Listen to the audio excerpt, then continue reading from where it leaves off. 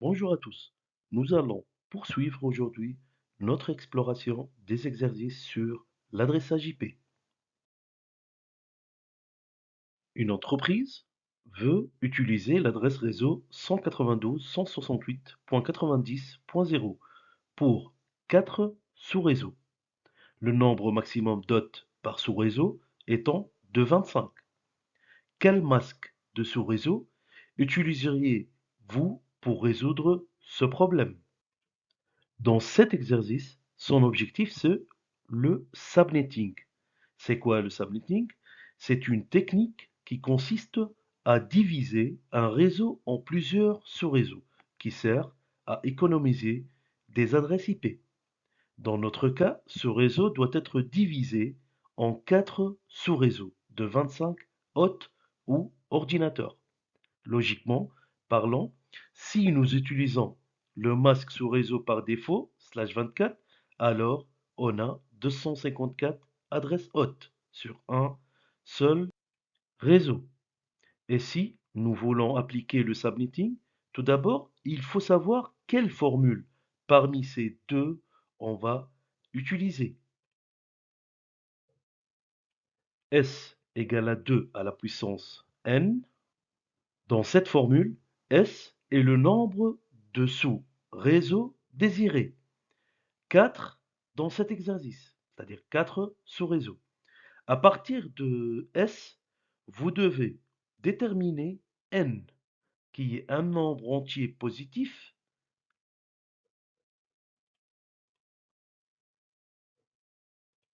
et qui correspond au nombre de bits empruntés.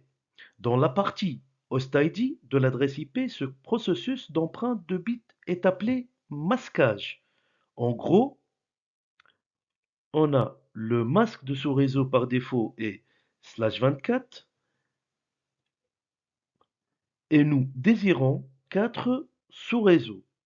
Donc, si on masque le premier bit à 0 de gauche, le nouveau masque est 128,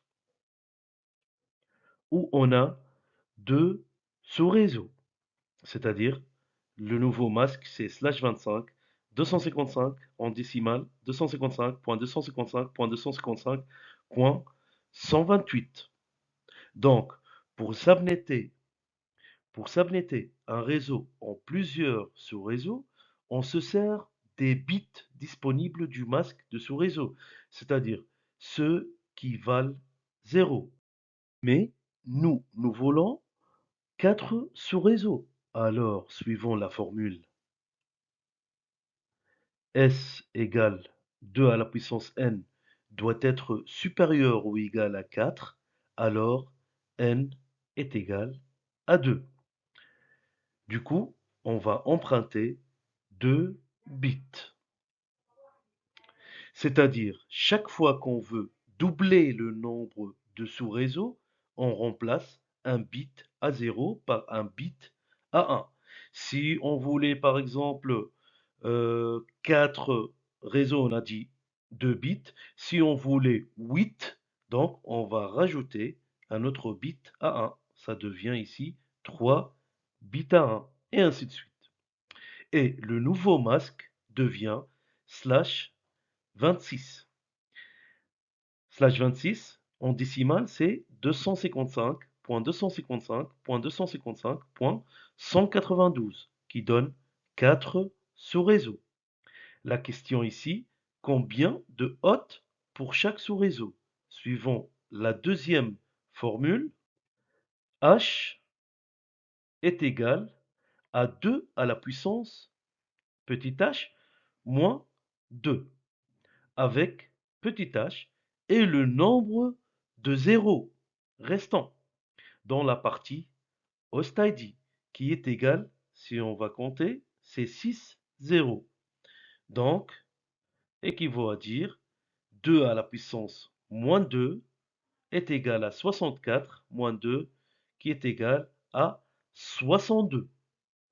Nous remarquons un gaspillage de 37 adresses IP. Et dans l'exercice, aussi, il nous demande 25 au maximum par sous-réseau. D'où nous allons solliciter la deuxième formule dès le début. Donc, la grande H correspond au nombre d'hôtes désirés par sous-réseau, en retranchant les deux adresses telles que l'adresse du réseau et l'adresse du broadcast, qui ne sont pas assignables ou attribuables pour les hôtes. Appliquons cette méthode. On souhaite avoir 25 adresses IP valides au maximum par sous-réseau. Donc, grand H égale à 2 à la puissance H moins 2, supérieure ou égale à 25. Elle doit être supérieure ou égale. Donc, petit h égale à 5.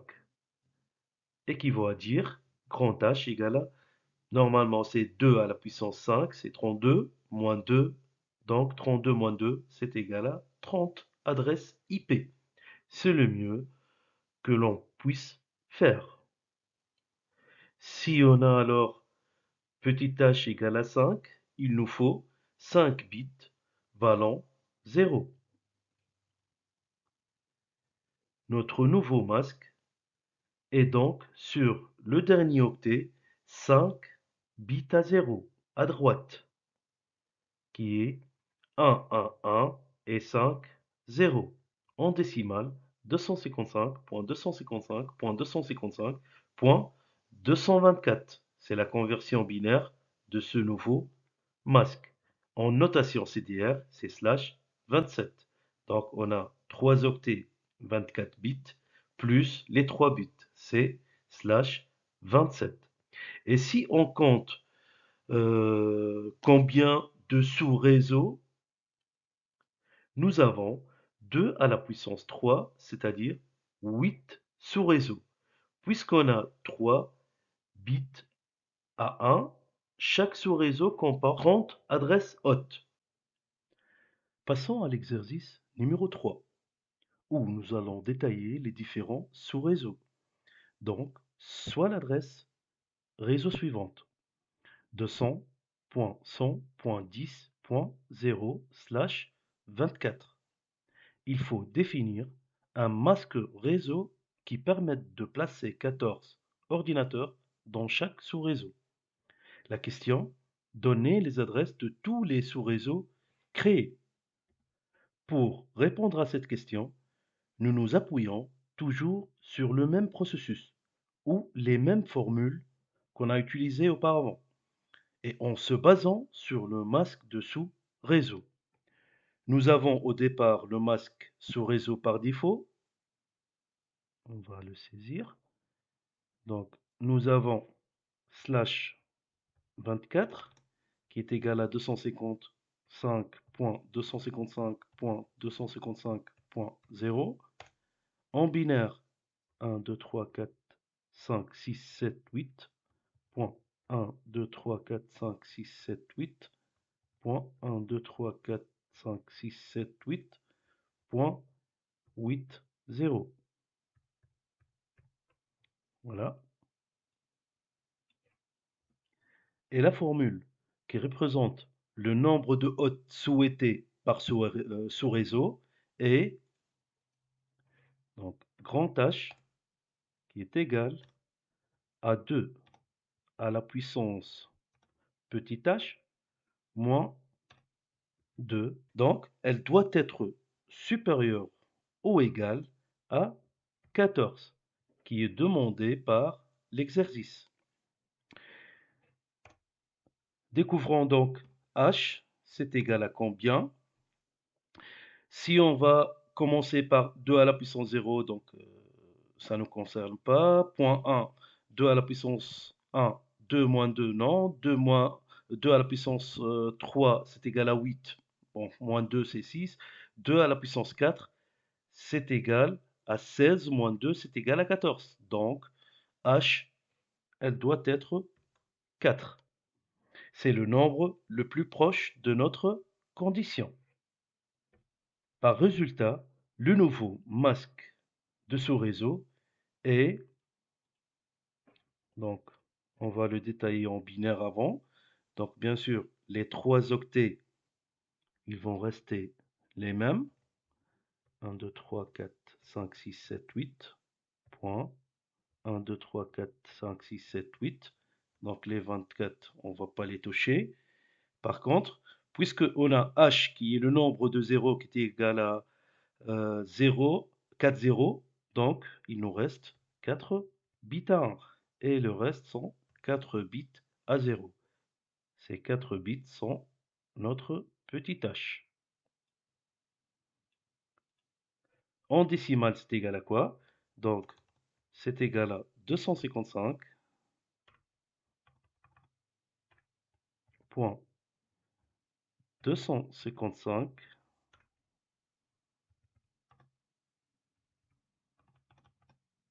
Juste, on va faire la correspondance à chaque niveau.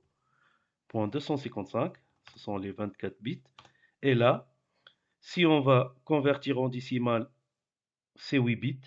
Donc le premier ici, en puissance, c'est 2 à la puissance 7, c'est égal à 128. Plus 2 à la puissance 6, c'est égal à 64. Donc 128 plus 64, c'est égal à 192.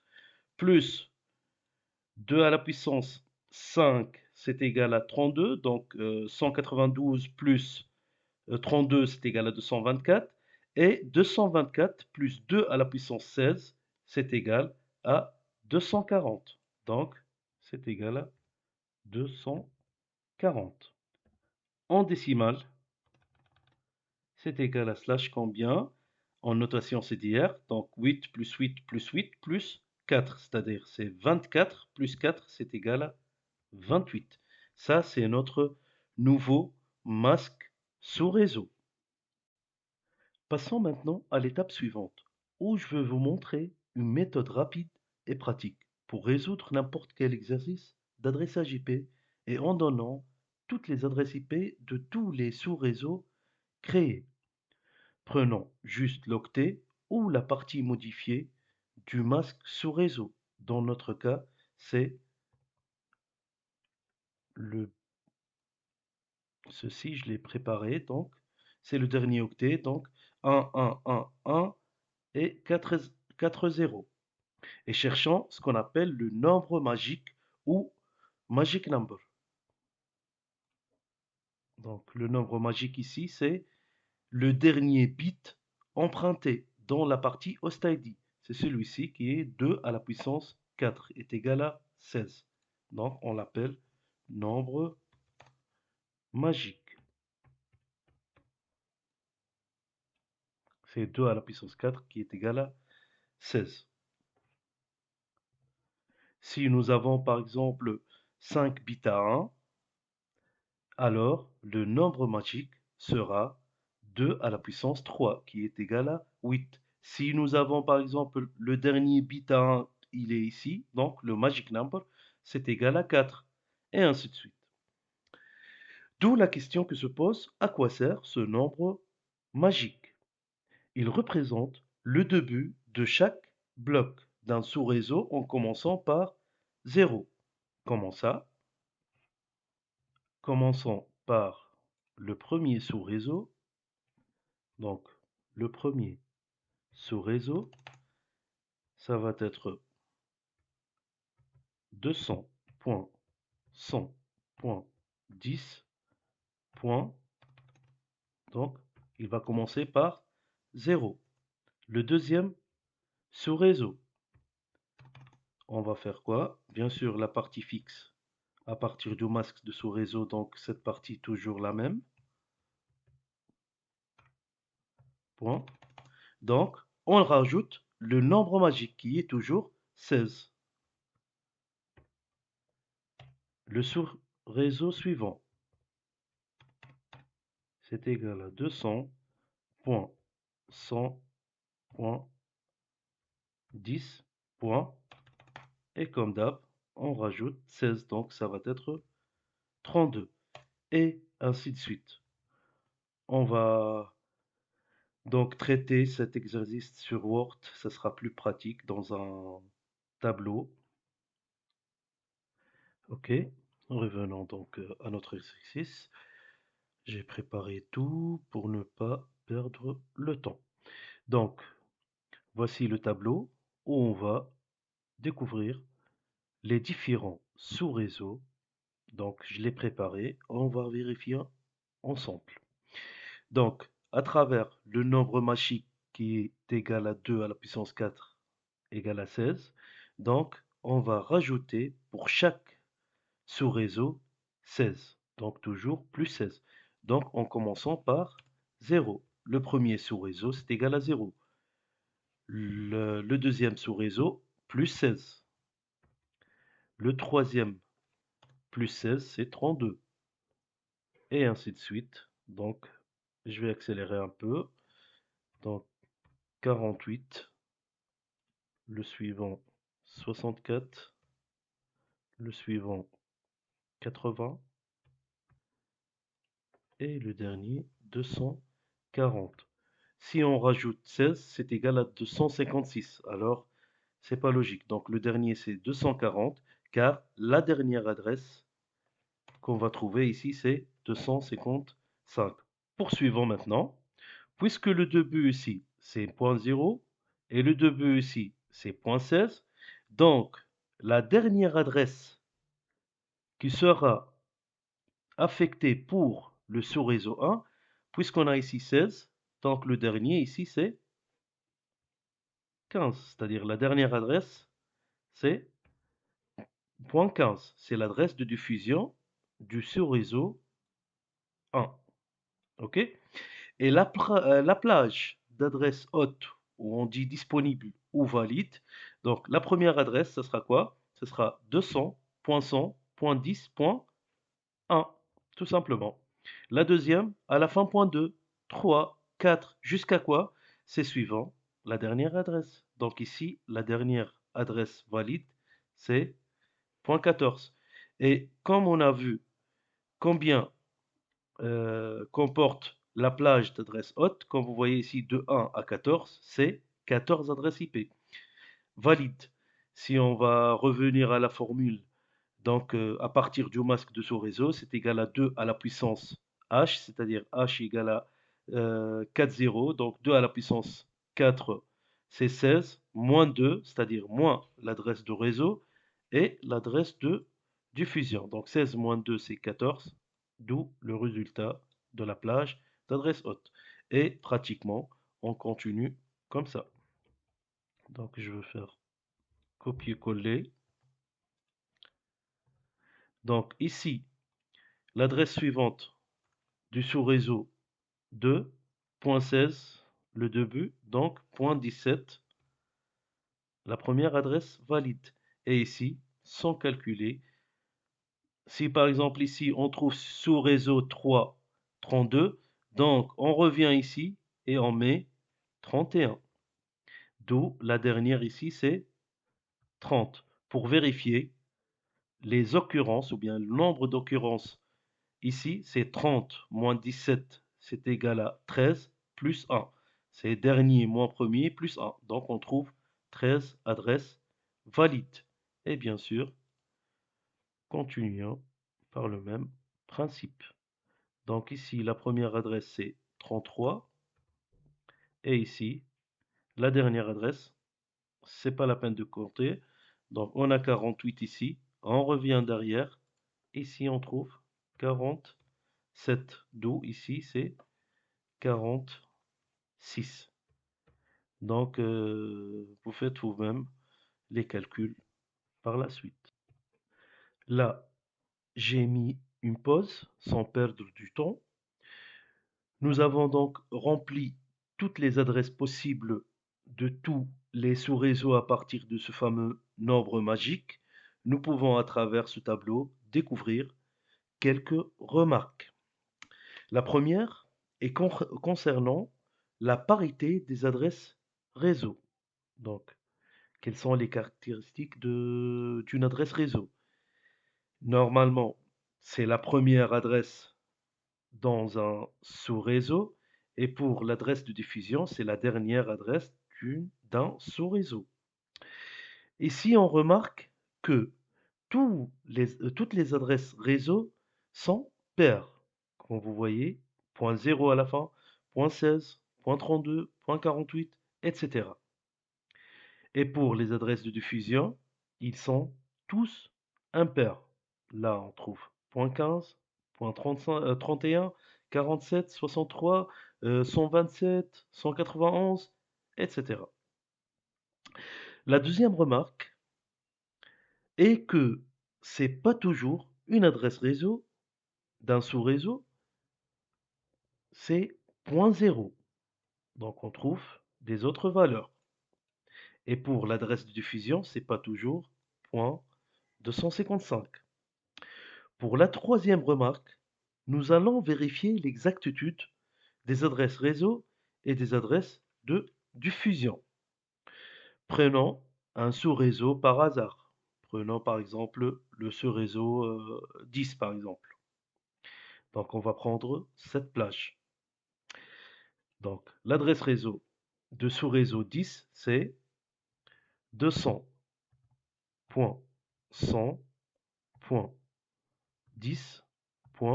On a dit 144. Donc on va prendre 144.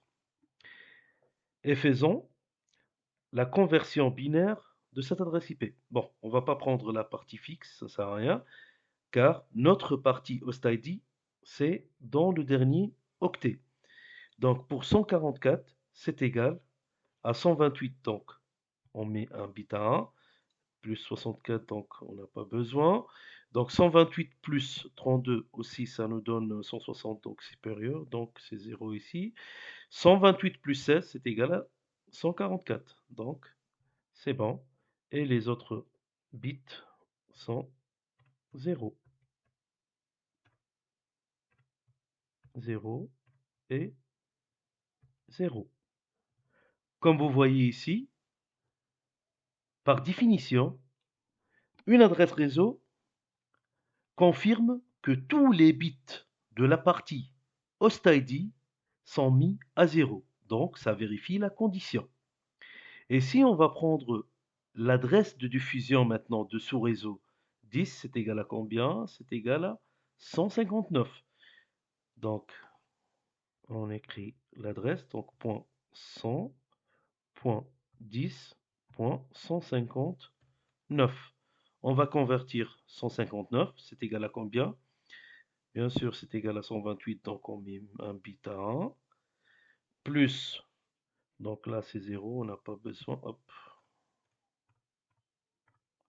Donc 0. 128 plus 32, c'est 160, donc on n'a pas besoin. 128 plus 16, on a dit c'est 144. 144 plus 8, c'est égal à 152. 152 plus 4, c'est 156. 156 plus 2, 158. Et plus 1, c'est égal à 159. Donc, par définition, une adresse de diffusion, c'est tous les bits de la partie host ID sont mis à 1. Voilà, ça vérifie la condition de l'adresse de broadcast. Et voilà, nous avons répondu à toute la question et on a rajouté quelques informations complémentaires et indispensables pour tout ce qui est adresse réseau ou adresse de diffusion d'un sous-réseau. On peut aussi demander, par exemple, une adresse IP, elle appartient à quel sous-réseau? Et par définition aussi, est-ce que une adresse IP, par exemple, si on va prendre un exemple donnant 200.100.10, on va prendre un chiffre arbitraire, par exemple 200, et ça c'est l'adresse IP, donc une, avec une autre adresse IP, adresse IP 2, et il nous demande est-ce que ces deux adresses peuvent se communiquer ensemble ou non. Donc, point 10, point, supposons, point 150. Par exemple.